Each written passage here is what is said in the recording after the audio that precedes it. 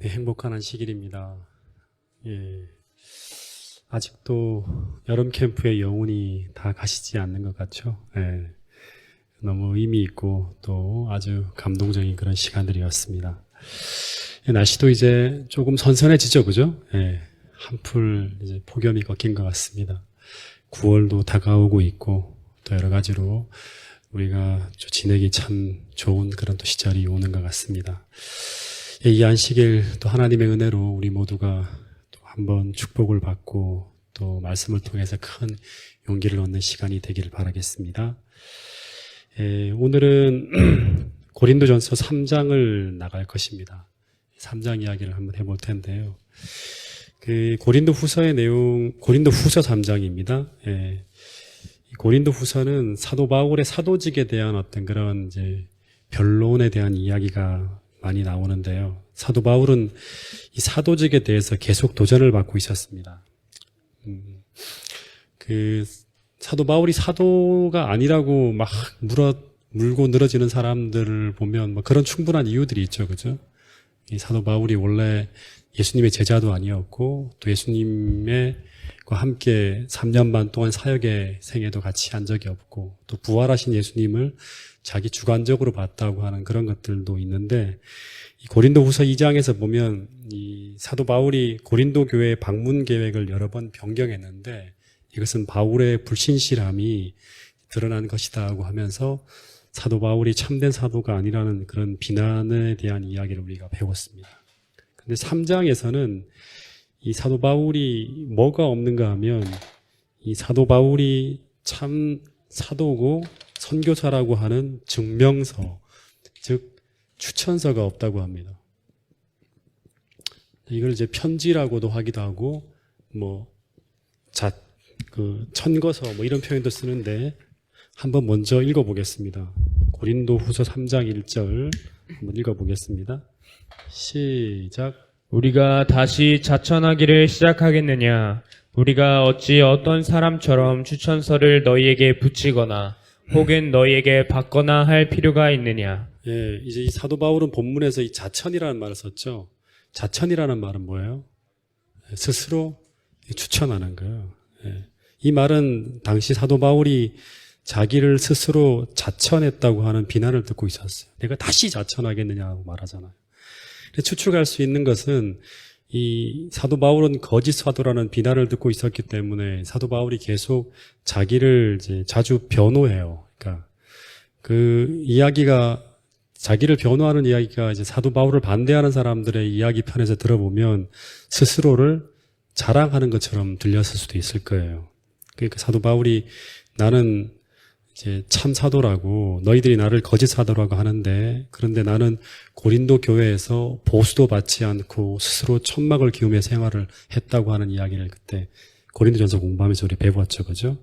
그리고 내가 복음을 전할 때 이런 일들이 나타났다 하면서 막 내가 십자가를 전했고 그리고 그러면서 엄청난 어떤 그런 역사들이 펼쳐졌다고 하는 그런 이야기들을 쭉 하면서 자신이 사도라는 것을 자신의 삶으로 증명할 수 있다는 이야기를 계속하는 거예요. 그런데 반대파들은 이것을 바울의 자기 자랑, 자천이라고 이제 비난하고 있는 거예요.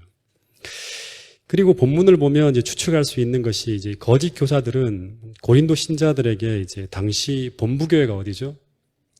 예루살렘 교회죠, 그죠? 예루살렘 교회의 추천서를 이렇게 보여줬던 것 같아요. 자신들을 소개하면서. 그런데 이 편지 형식으로 된 이 추천서는 주석을 보니까 이 일꾼들이 참 많이 늘었어요. 그래서 어떤 일꾼들이 자기가 개인적으로 알려지지 않은 지역을 여행할 때 그 신분을 확인해줘서 교회를 거짓 교사들로부터 보호하기 위해 작성된 일종의 증빙서 같은 것이 바로 이 추천서라고 합니다. 그래서 사도 바울이 디도라든가 디모데를 이제 파견할 때도 추천서를 써줍니다. 내가 이렇게 천거하는 사람이라고 하는. 그런데 사도 바울은 자신의 선교사의 신분을 확인해주는 이 편지를 소지하지 않고 있어요. 그래서 이것을 빌미로 해서 거짓 교사들이 바울의 사도직을 의심하면서 그를 막 공격하고 있는 거예요. 그런데 이런 이야기를 들으면서 사도 바울이 이런 반론을 제기하고 있습니다. 2절, 3절을 한번 조금 더 읽어볼까요? 이 편지라는 말은 추천서, 천거서라는 의미예요. 자, 읽어보겠습니다. 2절, 3절 시작. 너희는 우리의 편지라. 우리 마음에 썼고 묻 사람이 알고 읽는 바라. 너희는 우리로 말미암아 나타난 그리스도의 편지니 이는 먹으로 쓴 것이 아니요 오직 살아계신 하나님의 영으로 쓴 것이며 또 돌판에 쓴 것이 아니요 오직 육의 마음판에 쓴 것이라. 예, 오늘은 아마 여기까지만 하게 될 것 같아요. 이 내용이 상당히 깊은 내용들이 많이 있어서 아마 이 부분만 다루게 될 것 같은데요. 이 사도 바울이 사람들이 써준 추천서는 없어. 성문화된 그런 어떤 문서는 없지만 그러나 그것보다 더 확실한 하나님이 써주신 증명서가 있다. 내가 사도라는 증명서가 있는데 그것이 바로 무엇이다? 예, 하나님의 능력을 통해 거둔 전도의 열매인 바로 너희들, 즉 고린도 교인들이라고 하는 거예요. 실제로 고린도 교회는 이 바울이 사도로서 행한 전도 사역의 열매예요. 그런데 사도 바울이 고린도 교회를 세웠다고 하는 이 사실 하나만큼은 아무리 그 사람들이 거짓 교사라고 하더라도 그 사실만큼은 부인할 수 없는 팩트예요. 그래서 바울은 다른 사람들은 나를 부인한다고 하더라도 고린도 교인들만큼은 나를 사도로 인정해야 한다고 얘기하는 거예요. 그래서 고린도전서 9장 2절에서 보면 사도 바울은 이렇게 말하기까지 했어요. 그거 읽어드릴게요. 고린도전서 9장 2절. 다른 사람들에게는 내가 사도가 아닐지라도 너희들에게는 사도니 나의 사도됨을 주 안에서 인친 것이 바로 너희라고, 고린도 교인들 너희라고 하는 거예요. 그래서 이 굉장히 의미심장한 얘기인데요. 그 목회요람이라는 책을 보면 제가 이제 목회자가 되고 난 다음에 그 목회요람을 초창기에는 제가 자주 봤어요. 근데 그 이야기를 읽어보면 목회적인 소명을 가장 확실하게 확인할 수 있는 것이 바로 이제 어디인가 하면 목회 현장에서의 사역의 열매라고 합니다. 다시 말해서 뭐 인간적인 능력이라든가 어떤 인간적인 탁월한 어떤 그런 실력 뭐 이런 것들을 통한 노력의 열매가 아니라 사역을 통해서 영혼이 회심하게 되고 그리고 사람들이 변화되어지고 하는 역사를 보면서 목회자들은 하나님의 부르심을 확인하게 된다고 하는 거예요. 저도 제가 목회자로서 하나님이 정말 부르신다는 것을 가장 확실하게 경험했던 것이 이제 언제인가 하면 물론 뭐 밥통 사건 뭐 여러 가지 하나님이 부르시는 어떤 사건들이 있었는데요. 가장 확실하게 경험했던 것이 무엇인가 하면 나는 참 능력이 부족하다고 생각을 했는데 교육 전도자 시절에 어떤 사람들에게 조금씩 성경을 이렇게 가르치는데요. 개인적으로. 그런데 그 사람들이 회심하고 변화를 결심하는 것을 보면서 저는 저를 통해 일하시는 하나님을 보면서 하나님께서 저를 부르시는구나 하는 것을 확인할 수 있었어요. 마찬가지로 바울도 자신의 사도로서의 부르심을 가장 명확하게 증명해 주는 하나님의 추천서가 바로 뭔가 하면 자신을 통해서 회심한 고린도 교인들의 모습이라고 하는 겁니다. 그런데 그 회심의 증거들이 무엇인가? 이제 그 얘기들이 이제 좀 우리가 좀 살펴봐야 될 내용인데요.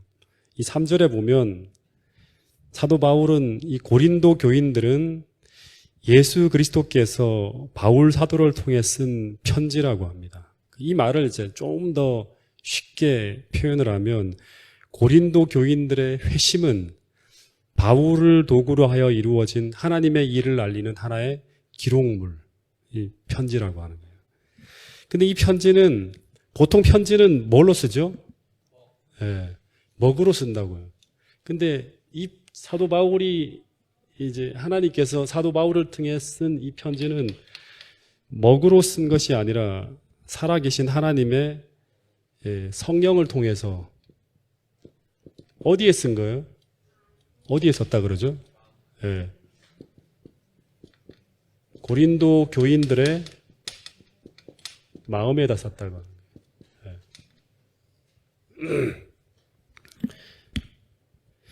그래서 이 성령을 통해 회심한 모든 사람들의 마음에는요, 성령을 통해 회심한 모든 사람들의 마음에는 고린도 교인들의 마음에 기록되어진 것처럼 살아계신 하나님의 영을 통해서 그 마음에 기록된 하나님의 기록, 이 편지글이 존재한다고 하는 거예요. 굉장히 중요한 겁니다. 그러면 여러분들의 마음에도 이 하나님께서 하나님의 영으로 친히 쓰신 그런 아름다운 편지 기록들이 여러분들의 마음에도 존재하고 있습니까? 예. 왜 자신이 없으세요? 예. 근데 그게 뭘까요? 예. 그게 뭘까요?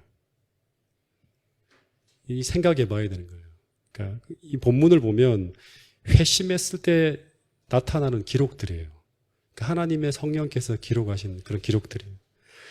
조금만 더 구체적으로 살펴보면 그 사도 바울은 하나님께서 이 편지글을 3절에 보면 먼저는 어디에 쓰여진 거죠? 먼저는 종이에 쓴 게 아니라 먼저는 이 돌비에 쓰여졌던 거예요. 먼저는 돌비에 쓰여졌던 것을 돌비가 아닌 그 육의 신비. 육의 신비라는 것은 마음이죠. 그죠? 처음에는 돌비에 쓰여진 것인데 하나님은 이제는 육의 신비인 이 마음에다가 기록했다고 하는 거예요. 다시 말해서 하나님께서 이 편지 기록을 먼저는 돌비에다 기록했고 그런데 이제는 그 돌비에 쓰여진 것을 돌비가 아닌 육의 신비에다 썼다고 하는 거예요. 그러면 먼저 이 돌비에 쓰여졌던 건 뭘까요? 이 돌비라는 표현은 어디에서 나온 거죠? 십계명이죠. 그죠? 이 돌비는 십계명이 쓰여졌을 때 사용된 돌판이 바로 돌비라고 합니다. 그런데 바울은 이 편지가 그래서 일반 편지가 아닌 하나님께서 이 돌비는 십계명을 하나님이 친수로 쓴 거잖아요. 다른 추천사들은 사람이 막 이렇게 먹으러 썼지만 이 돌비는 십계명은 하나님께서 친히 친수로 쓰신 거예요. 그래서 하나님이 친수로 쓰신 이 구약의 십계명을 어떻게 보면 이 표현을 통해서 끌어오는 거예요. 그래서 하나님은 우리가 참되게 회심할 때 그냥 회심이 아니라 참되게 회심할 때 그 옛날 돌비에다가 하나님의 율법을 친수로 기록하셨던 것처럼 하나님은 참되게 회심한 사람들의 마음속에 무엇을 기록한다? 하나님의 품성의 사본인 하나님의 율법의 정신을 성령을 통해서 기록한다고 하는 거예요. 이게 진짜 회심한 사람의 모습 속에 나타나는 거예요. 그럼 이제 더 중요한 걸 하나 또 여쭤볼게요. 성령께서 사람의 마음에 하나님의 율법을 다 기록하게 되면 우리에게 어떤 일이 벌어질까요? 이 김기봉 목사님한테 배운 건데요, 미국에서요. 그 목사님이 설교할 때 계속 질문을 하더라고요, 사람들한테. 여러분, 하나님께서, 성령께서 사람의 마음에 하나님의 율법을 이렇게 기록하게 되면 우리에게 어떤 일이 벌어질까요?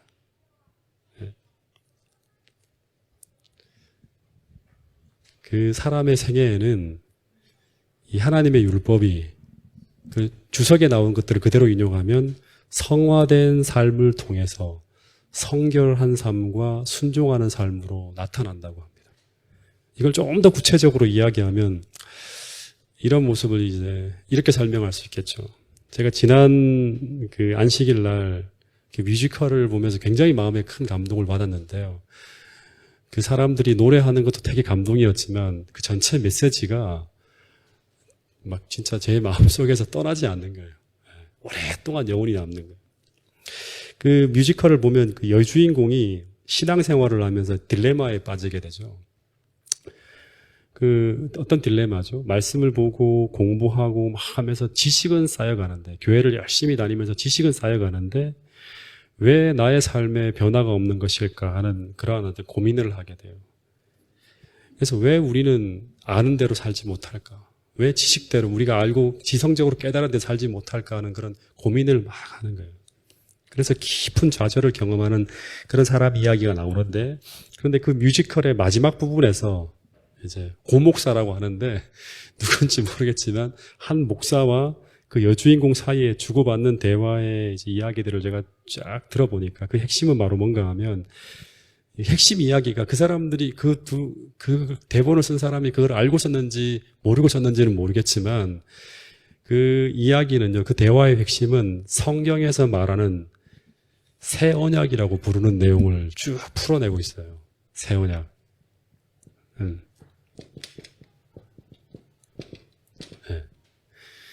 이 새 언약이라고 부르는 성령의 사역의 핵심 이야기를 쭉 말해주고 있어요. 예. 그 이야기의 핵심이 바로 뭔가 하면 어떤 한 신자가 성령을 통해서 하나님의 뜻에 순종하는 것이 자발적인 것이 되는 거예요. 예, 자발적인 되는 거예요. 그게 되어지는 거라고 막 얘기했잖아요. 그날 뮤지컬에 보면 되어지는 거, 율법이 지켜지는 거 막 이렇게 얘기하잖아요. 그죠? 그래서 이 새 언약이라고 하는 것은 어떤 한 회심한 신자가 성령께서 그 마음속에 역사하여서 하나님의 모든 뜻에 순종하는 것이 자발적인 일이 되어지는 것. 그것이 바로 회심한 신자가 경험하게 되는 참된 신앙의 진수라고 하는 거예요. 이게 새 언약의 핵심이에요. 예. 그래서 성령께서 우리 심령에 하나님의 율법을 기록한다고 하는 것은 단순히 지성만이 아니라 의지와 감정에 영향을 주어서요. 우리가 하나님께 순종하는 것을 자발적인 일이 되어지게 한다고 하는 약속이 바로 뭔가 하면 새 언약이라고 하는 거예요. 제가 이제 이 이야기들을 쭉 생각하면서 떠올린 성경절들이 뭔가 하면 시편 1편 2절에 보면 어떤 얘기가 나오는가 하면 복 있는 사람은 하나님의 율법을 어떻게 해서 주야로 묵상하죠? 네, 즐거워하여. 하나님의 율법이 막 즐거워지는 거예요. 즐거워져서 주야로 묵상한다고. 그리고 시편 119편 14절 16절의 말씀 보면 시편 기자들이 하나같이 하나님의 모든 율법, 하나님의 증거의 도를 마치 재물을 즐거워함 같이 즐거워하였나이다 하는 그런 이야기가 나옵니다.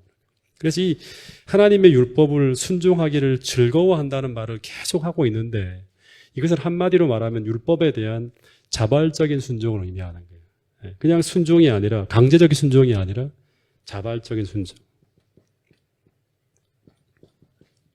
이 자발적인 순종이 가능하게 되어지는 것을 가지고 성경에서는 뭐라고 하는가 하면 이 성령의 열매라고 하는 거예요. 성령의 열매라고 하는 것은 성령의 사역의 열매라고 하는 거죠. 그렇죠? 네. 그래서 품성이 바뀐다고 하는 것은 바로 이 성령을 통한 어떤 변화를 의미하는 것입니다.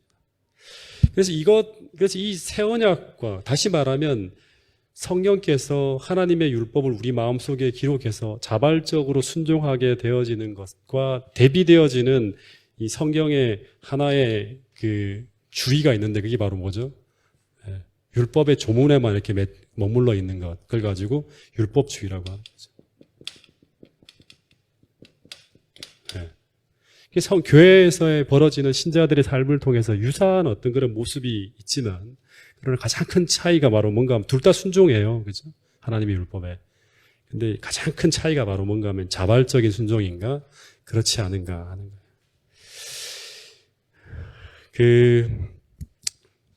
조금만 더 나가보면,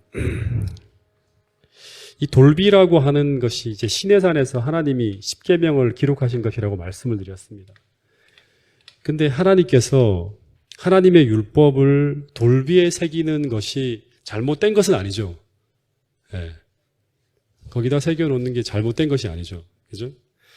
근데 율법이 오직 이 돌비에만 기록되어져 있고 사람의 신비에 옮겨지지 않는다면 이건 바로 뭔가 하면 죽은 문자에 불과하다고 우리 성경은 계속 얘기하는 거예요. 그러니까 하나님께서 하나님의 율법을 돌비에 기록하신 것은 이 문자가 돌비에만 원래 있기를 바라신 것이 아니라 원래는 구약에서도 성경을 통해서 우리의 마음의 신비에 옮겨지기를 바라셨어요. 근데 이 율법이 오직 이 돌비에만 있고 사람의 신비에 옮겨지지 않는다면 그건 바로 죽은 문자에 불과하다고 합니다. 이 죽은 문자라고 하는 것은 생애의 문제에 적용되어지지 못하고 글자 속에만 존재하는 것. 이걸 바로 이제 죽은 문자라고 하는 거예요. 그럼 아무런 의미가 없다고 하는 것이죠. 다시 말해서 이건 똑같이 이렇게 적용할 수도 있어요. 성경의 문자를 우리가 성경을 계속 읽잖아요. 성경을 계속 읽는데 이 성경의 문자가 성경 책에만 있고 우리 마음에 기록되지 못한다고 하면 그것도 뭔가요? 죽은 거예요. 그래서 이 죽은 문자라고 하죠. 원래 하나님의 말씀은 뭐라 그러죠? 살았고 하잖아요. 살아 있어야 돼요. 살아있다고 하는 것은 생애의 문제에 계속 적용되어지는 거예요. 영향을 미치는 거예요. 근데 성경의 문자가 성경책에만 있고 우리 마음에 기록되지 못한다고 하면 그건 죽은 거예요. 다시 말하면 나의 생애와 아무런 관련이 없는 성경 말씀은 죽은 말씀이라고 하는 거예요. 원래 그렇게 하라고 성경책을 주신 것은 아니죠. 하나님께서. 그렇죠? 오늘 이 말씀들을 들으면서 저도 마찬가지고요. 오늘 우리에게 주신 이 말씀들이, 이 율법들이 그냥 지성에만 머물러 있고 우리의 삶에 아무런 영향을 미치지 못하고 있지 않은가 생각해 봐야 된다고 하는 거예요. 하나님께서 성경을 통해서 하나님의 모든 말씀과 모든 율법과 이런 모든 것들은 우리 마음속에 기록하시려고 하는 목적을 가지고 그 모든 말씀들을 주셨다고 하는 거예요. 다시 말해서 율법과 성경의 진리를 하나님께서 성경에 기록하셔서 우리에게 주신 목적은 생애의 문제에 적용되어져서 매 순간 그 말씀이 나의 삶에 살아 숨쉬며 활동적인 힘을 갖게 되기를 바라면서 이 진리와 율법을 주신 거예요. 그래서 그 목적 그대로 적용되어지게 될 때 비로소 우리는 하나님의 말씀이 내 안에 육화되어졌다고 말할 수 있는 거예요. 말씀이 육신이 되었다고. 그것이 바로 하나님 말씀이 내 신비에 기록되어지는 것이라고 그렇게 성경은 이야기하고 있습니다. 그런데 그것을 가능하게 하는 것이 바로 뭐다? 하나님의 성령이라고 하는 거예요. 그래서 그 하나님의 율법과 복음을 단지 돌비와 성경책 속이 아니라 우리 마음 속에 기록하셔서 그것이 우리의 마음과 정신 속에서 살아 역사하도록 하시겠다고 하는 약속이 무엇이다? 이 새 언약이라고 하는 거예요. 새 언약. 그 히브리서 8장 10절 말씀을 한번 같이 읽어볼까요? 히브리서 8장 10절.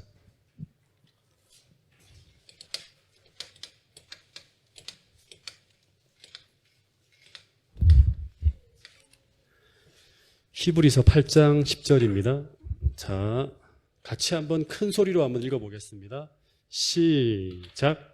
또 주께서 이르시되 그날 후에 내가 이스라엘 집과 맺은 언약은 이것이니 내 법을 그들의 생각에 두고 그들의 마음에 이것을 기록하리라. 나는 그들에게 하나님이 되고 그들은 내게 백성이 되리라. 예. 또 주께서 이르시되 그날 후에라고 하는데 이 그날 후에라는 말은 이제 예수님의 십자가 이후라고 이제 보통 그렇게 이야기합니다. 그날 이후에 내가 이스라엘 집과 맺을 언약은 이것이니 이제 새롭게 또 언약을 맺는다고 하는 거예요. 그죠? 근데 그 언약은 뭔가 하면 내 법을 어디에 두고 그들의 생각에 두고 원래는 어디 있었죠? 이 십계명은 지성소 안에 있었죠. 예, 두 돌비에 기록되었어요. 이 내 법을 그들의 생각에 두고 그리고 그들의 마음에 기록하리라고 합니다. 그래서 이 생각과 마음에 이 율법에 기록되어진 사람들을 성경에서 이 본문에서 뭐라고 해요? 그런 사람들에게 하나님은 내가 그들의 하나님이 되고 그리고 그 사람들은 내 백성이 된다고 하는. 근데 이 생각과 마음에 기록되어진 사람들은 어떻게 되어진다? 성령을 통해서 그렇게 하고 싶은 마음이 계속 생겨서 자발적인 순종이 가능하게 되도록 하시겠다고 하는 거예요. 이 이야기가 히브리서에서 바울의 이야기만이 아니에요. 이 사도 바울이 쓴 거잖아요. 히브리서는요. 그죠? 그 이야기를 그대로 이제 고린도 후서에 또 기록한 거거든요. 이 사도 바울이 이런 이야기를 하게 되는 이유는 예레미야 31장 31절부터 33절에 기록된 말씀을 그가 연구하고 그걸 인용한 거예요. 자, 예레미야 31장 31절부터 33절 말씀을 같이 한번 읽어보겠습니다. 자, 예레미야 31장 31절부터 33절 말씀입니다.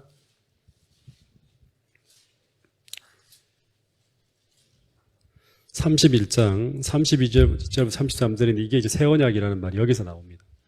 자, 같이 읽어보겠습니다. 시작. 여호와의 말씀이니라. 보라, 날이 이르리니 내가 이스라엘 집과 유다 집에 새 언약을 맺으리라. 이 언약은 내가 그들의 조상들의 손을 잡고 애굽 땅에서 인도하여 내던 날에 맺은 것과 같지 아니할 것은 내가 그들의 남편이 되었어도 그들이 내 언약을 깨뜨렸음이라. 여호와의 말씀이니라. 그러나 그날 후에 내가 이스라엘 집과 맺을 언약은 이러하니 곧 내가 나의 법을 그들의 속에 두며 그들의 마음에 기록하여 나는 그들의 하나님이 되고 그들은 내 백성이 될 것이라. 여호와의 말씀이니라. 네, 여호와의 말이니라. 보라, 날이 이르리니 내가 이스라엘 집과 유다의 집에 새로운 언약을 맺을 것이다. 이 새 언약의 핵심은 바로 뭐예요? 성령께서 우리 마음에 하나님의 율법을 기록한다는 거예요. 이 언약은 내가 그들의 조상의 손을 잡고 애국 땅에서 인도하여 내던 날에 맺은 것과 같이 아니할 것은. 그러니까 돌판에 새긴 율법을 통해서 언약을 했잖아요. 하나님이 시내산에서. 그죠? 그렇게 언약한 것 같이 아니할 것은 내가 그들의 남편이 되었어도 그들이 내 언약을 깨뜨렸습니다. 지키지 못했다고 하는 것이죠. 그래서 다시금 하나님께서 새로운 언약을 맺을 건데, 그러나 그날 이후에 내가 이스라엘 집과 맺을 언약은 이러하니 내가 나의 법을 그들의 속에 두며 그들의 마음에 기록하여 나는 그들의 하나님이 되고 그들은 내 백성이 될 것이라. 그래서 결국 우리 마음이 바뀌어야 되는 거예요. 우리 마음에 이 율법의 정신과 복음의 정신이 성령을 통해서 마음에 기록되지 못한 사람들은 결국 하나님과 언약을 맺지 못한 사람들이고, 그 사람들은 결국 하나님의 사람들이 아니라고 하는 거예요. 네. 그죠? 그래서 결국에는 위선이나 율법주의로 흘러갈 수밖에 없는 거예요. 그 사람들은. 그래서 결국 언젠가는 하나님 백성이 아님을 스스로 증명하는 때가 있을 것이라고 하는 거예요. 그래서 이 생각과 마음에 그 율법이 기록되어진 사람들이 바로 뭐냐 하면 하나님과 새로운 언약으로 하나님의 언약 백성이 된 사람들이라고 하는 거예요. 그래서 오늘 이 하나님의 율법이 우리의 지성에만 있는지, 우리의 마음과 생각에 기록되어져서 우리가 자발적으로 순종하려고 하는 그 정신이 계속 내 마음속에 요동치고 있는지, 성령을 통해서 계속 그 호소가 들려오고 그 성령께서 강권하시는 그 사랑의 능력이 계속 내 안에 작동되어지고 있는지 언젠가는 스스로 증명해야 될 때가 온다고 하는 것입니다. 실제로 당시 이제 그 예수님 당시에나 그리고 사도행전 당시에 하나님의 법이 그 마음에 기록되지 못한 사람들이 누구죠? 바리새인들이나 율법사나 제사장이나 이런 사람들이었죠. 이 사람들은 전부 다 하나님의 백성들을 반대하고 핍박하는 사람들을 결국 남게 돼요. 유사하지만 다른 거예요. 그래서 결국에는 둘이 충돌하는 그러한 일이 벌어질 수밖에 없는 거예요. 그리고 이 사도 바울 당시에도 거짓 유대 교사들이 결국엔 하나님 백성들을 반대하고 핍박하는 그런 일로 계속해서 살아가는 걸 볼 수 있습니다. 여러분, 오늘 우리가 이 진리가 우리의 머리로만 알고 있는 것이 아니라 이 진리가 실제 성령을 통해서 삶으로 나타나는 역사를 통해서 그리스도를 통한 참 자유를 누리시고요. 그 지난번 뮤지컬 제목이 뭐였죠? 진정한 자유였잖아요. 네. 그러니까 이런 제목들, 이런 스토리들을 어떻게 만들어내는지 참 제가 너무 기가 막히고 감동이 돼요, 정말. 네. 이 참 자유가, 진정한 자유가 뭔가 하면 우리의 생각과 마음의 율법이 기록되어지는 거예요. 이게 생각과 마음의 율법이 기록되어지지 않고 돌비에만, 그냥 책에만 기록되어져 있으면 결국에는 우리가 이것을 하고자 하는 마음이 없기 때문에 결국 이걸 우리가 계속 구속하는 거죠. 그죠? 구속되어져 있는 거예요. 참 자유를 누리지 못하는 거예요. 율법에 속박되어져 있다는 이런 얘기들을 계속 사도 바울이 로마서나 편지서를 통해 계속 얘기하잖아요. 갈라디아서를 통해서. 그래서 이 하나님의 율법이, 이 복음이, 이 진리가 머리에만 머물러 있는 것이 아니라 이 진리가 성령을 통해 삶으로 나타난 역사를 통해서 우리가 참 자유를 누리고요. 그리고 우리에게 이 진리가 있음을 세상 사람들에게 참되게 증거하는 사람들이 바로 뭔가 하면 하나님의 이 편지예요, 편지들이. 그래서 하나님께서 사도 바울을 통해서 고린도 교인들에게 기록하신 편지는 바로 뭔가 하면 그들이 그토록 악하고 그토록 하나님 앞에 반역적으로 살던 사람들이, 그토록 세속에 찌들려 사는 사람들이 하나님, 사도 바울이 전한 그 복음을 통해서, 그리고 하나님의 이 성령의 역사를 통해서 그들이 회심했을 때 어떻게 변할 수 있는가를 보여주는 하나의 메시지가 바로 뭔가 하면 이 고린도 교인들의 편지예요. 그 편지가 세상 사람들에게 쫙 증거되는 거예요. 그것을 통해서 바울이 하나님으로부터 온 기별자라는 것을 증명하는 것이고요. 추천서는 없지만 너희들이 가지고 있는 그 추천서, 율법주의자들이잖아, 다 전부 다. 그 사람들의 그 기별을 통해서는 단 한 사람의 마음에도 이 하나님의 율법이 기록되어지는 것을 쓸 수가 없었지만 사도 바울은 그 모든 것들, 사도 바울이 전한 그 참 진리는 그 모든 것들을 가능하게 하고 있다고 하는 것입니다. 여러분, 오늘 세상 사람들과 진리로 우리가 대결해야 될 사람들입니다.